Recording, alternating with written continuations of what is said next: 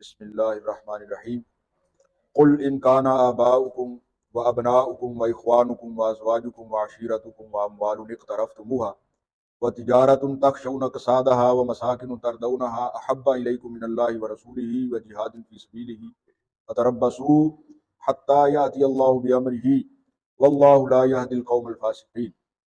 صدق اللہ العظیم۔ ناظرین محترم، یہ جو آیہ مبارکہ میں نے قرآن مجید سے تلاوت کی ہے، یہ سورہ توبہ سے، اس میں اللہ رب العزت نے فرمایا کیا میرے محبوب صلی اللہ علیہ وسلم اپنے ان جان نثاروں سے یہ بات پوچھیں، کیونکہ اس وقت قرآن کے مخاطب تو حضور صلی اللہ علیہ وسلم کے بعد صحابہ ہی تھے۔ ان سے پوچھیں کہ تمہارے آباء و اجداد، تمہاری اولادیں، تمہارے خاندان، تمہاری بیویاں، تمہارا مال، یا جو تمہارے خوبصورت مکان ہیں، اگر وہ تمہیں زیادہ محبوب ہیں کس چیز سے؟ اللہ تعالیٰ سے، رسول اللہ صلی اللہ علیہ وسلم سے، یا جہاد فی سبیل اللہ سے؟ تو اللہ رب العزت فرمایا کہ فتربصوا، کیا میرے محبوب ان سے کہیے کہ پھر انتظار کریں کس چیز کا؟ کہ اللہ تعالیٰ کا عذاب تم پر نازل ہوگا، اور اللہ تعالیٰ کبھی فساق کو ہدایت نہیں دیتا۔ یہ آیت پاک جس میں اللہ رب العزت نے جہاد فی سبیل اللہ کی ترغیب دی، اللہ رب العزت نے فرمایا کہ دنیا کی تمام جو سہولیات ہیں، جو فیسلٹیز ہیں، یا جن ایسے تمام رشتے جن سے تم پیار کرتے ہو، وہ تمام تر رشتے اور وہ تمام تر سہولیات جب اللہ اور اس کے رسول صلی اللہ علیہ وسلم اور جہاد فی سبیل اللہ کے مقابلے میں آ جائیں تو پھر دیکھنا ہے کہ تم کس چیز کو ترجیح دیتے ہو۔ جہاد فی سبیل اللہ کو ترجیح دیتے ہو، اللہ کے احکام کو ترجیح دیتے ہو، رسول اللہ صلی اللہ علیہ وسلم کی محبت کو ترجیح دیتے ہو، یا دنیا کی تمام تر تعیشات کو ترجیح دیتے ہو؟ تو اللہ رب العزت نے فرمایا جب مقابلے میں آ جائیں چیزیں تو پھر تم کو یہ اختیار ہے کہ تم نے کسی ایک چیز کو اختیار کرنا ہے، یا دنیا کی محبت کو، یا اللہ کی محبت کو، یا دنیا کی محبت کو، یا رسول اللہ صلی اللہ علیہ وسلم کی محبت کو، یا دنیا کی محبت کو، یا جہاد فی سبیل اللہ کی محبت کو۔ اگر تم اس میں کامیاب ہو جاتے ہو کہ تم ساری کائنات کی محبت کو پس پشت ڈال کر اللہ اور اس کے رسول کی محبت کو اپناتے ہو تو سمجھو کامیاب ہو، اور اگر تم نے دنیا کی محبت کو ترجیح دی تو تم تباہ و برباد ہو جاؤ گے۔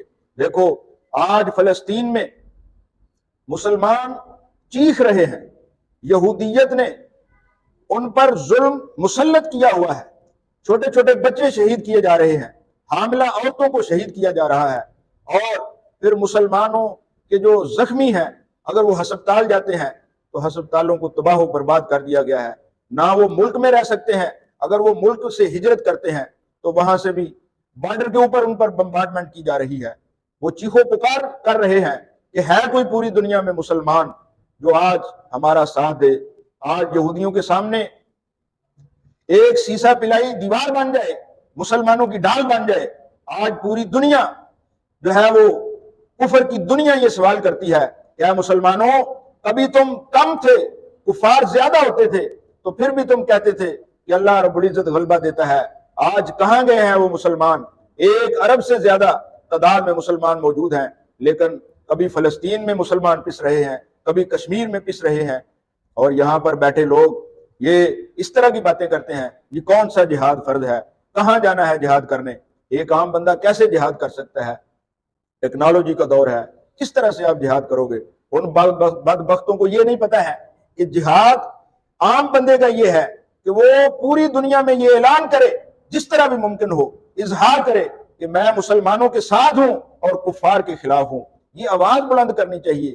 ایک عام مسلمان جہاں کہیں بھی موجود ہے اس کو چاہیے کہ اپنے ملک کے حکمران کا ساتھ دے، اپنے ملک کے سپاہ سالار کا ساتھ دے، اور اس کو اس بات پہ مجبور کرے، اس بات پر انگیخت کرے کہ وہ کفار کے خلاف علم جہاد بلند کرے۔ کیونکہ ایک عام بندہ تو جہاد اسی وقت کر سکتا ہے جب وہ فوج میں ہو، کسی ملیٹنٹ ادارے میں ہو، یا جو کچھ کوئی کر سکتا ہو، لیکن اگر وہ یہ سب کچھ نہیں کر سکتا تو وہ خاموش بھی نہیں رہ سکتا۔ اسلام میں بالکل اجازت نہیں ہے کہ مسلمان خاموش رہے اور دوسرے مسلمانوں پر تشدد ہوتا رہے۔ اور یہ جو نظریہ ہے کہ وطن سے جو ہے وہ ملت بنتی ہے، قوم بنتی ہے، یہ یہودی لابی کا ایک نظریہ ہے کہ میں پاکستانی ہوں، تو ہندوستانی ہے، وہ امریکن ہے، وہ فلسطینی ہے۔ یہ قوم نہیں ہے، بلکہ مسلمان قوم کا ایک ہی اتحاد کی ایک ہی وجہ ہے، اور وہ ہے کلمہ اللہ کا کلمہ، لا الہ الا اللہ محمد رسول اللہ۔ یہ کلمہ پڑھنے والا خواہ دنیا کے کسی خطے میں ہو، وہ ہمارا بھائی ہے، اگر خاتون ہے وہ ہماری ماں ہے، بہن ہے۔ ہم ایک ہیں، کیونکہ اسلام کا تعلق، اتحاد کا تعلق صرف ایک کلمے کی بنیاد پر ہے۔ اگر مسلمان جہاں کہیں بھی پریشان ہوگا تو ہر مسلمان مرد و عورت کا فرض بنتا ہے کہ اس کا ساتھ دے۔